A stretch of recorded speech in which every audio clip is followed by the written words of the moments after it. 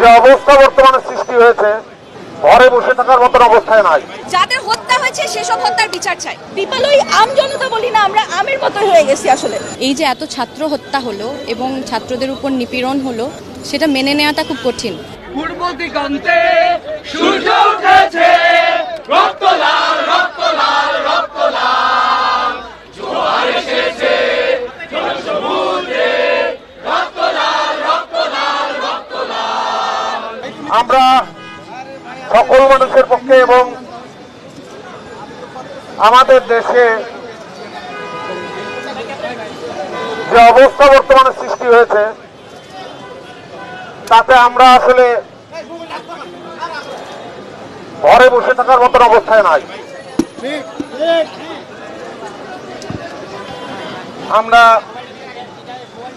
শান্তি চাই, আমরা রক্ত দেখতে চাই না। গোলাগুলি, হত্যা, রক্ত এগুলো দেখতে চাই না। এগুলোর বাইরে আমরা থাকতে চাই, আমরা শান্তি চাই। আমি আজকে সাধারণ মানুষ এবং সবাই সাধারণ মানুষ। যারা গ্রেফতার হয়েছে আমরা তাদের মুক্তি চাই, মিথ্যা মামলা যারা গ্রেফতার হয়েছে এবং যাদের হত্যা হয়েছে সেসব হত্যার বিচার চাই। এটা কথা বলার এখনই আসলে প্রপার সময়। আমরা একটা গণতান্ত্রিক দেশ, গণতন্ত্র আমাদের অধিকার, for the people, by the people, of the people. পিপলের এখানে কোনো পাওয়ার নাই। পিপল ওই আম জনতা বলি না, আমরা আমের মতো হয়ে গেছি আসলে।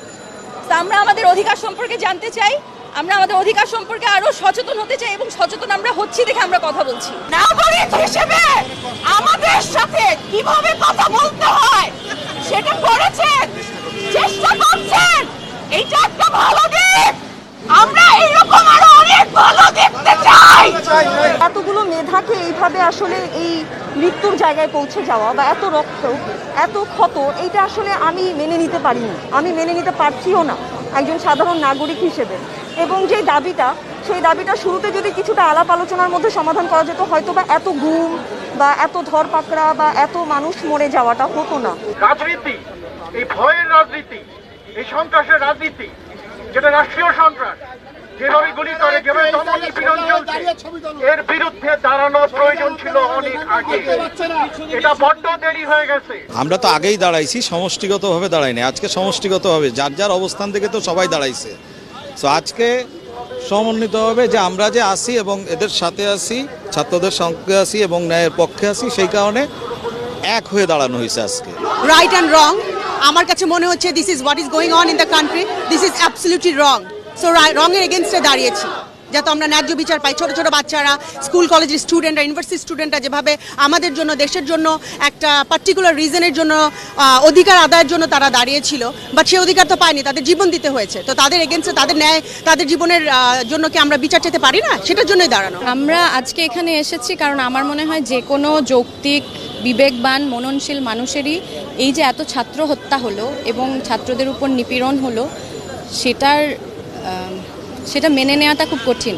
আমার মনে হয় যে কোনো মানুষের জন্য এটা মেনে নেওয়াটা কঠিন। এটা যেন সুষ্ঠু বিচার হয়, সেইটুকু প্রতিবাদ, সেইটুকু চাওয়া তো আমরা চাইতে পারি। সবাই বলছে মেঘ সাবধানে থাকো, মেঘকে ফোন দিয়ে বলছে, আমাকে বলছে। আসলে এখন সাবধান থাকার মধ্যে কিছু নাই। আমরা বেডরুমে নিরাপত্তা পাইনি, এখন একটা শিশু বাচ্চা ছাদেও তার নিরাপত্তা পায় না। এখন একটা সময়, যে সময়টার মধ্যে সবাইকে দাঁড়াতে হবে নিজেদের জীবনের জন্য, আমাদের সন্তানদের জীবনে বাঁচানোর জন্য, তাদেরকে সুন্দর ভবিষ্যৎ দেওয়ার জন্য। এখানে আমরা মনে করি না কোনো কমিউনিটি দাঁড়িয়ে আছে, এখানে এমন সব মানুষরা দাঁড়িয়ে আছে যারা শিল্প, সাহিত্য এবং সংস্কৃতিকে বুকে লালন করে এবং তাদের একটাই প্রশ্ন, নিরস্ত্র মানুষকে কেন অস্ত্রের মুখে প্রতিহত করার চেষ্টা করা হয়েছে এবং অস্ত্রের মুখে প্রতিহত করা হয়েছে, অসংখ্য লাশ কেন বাংলাদেশে, স্বাধীন বাংলাদেশে বুকে পড়বে।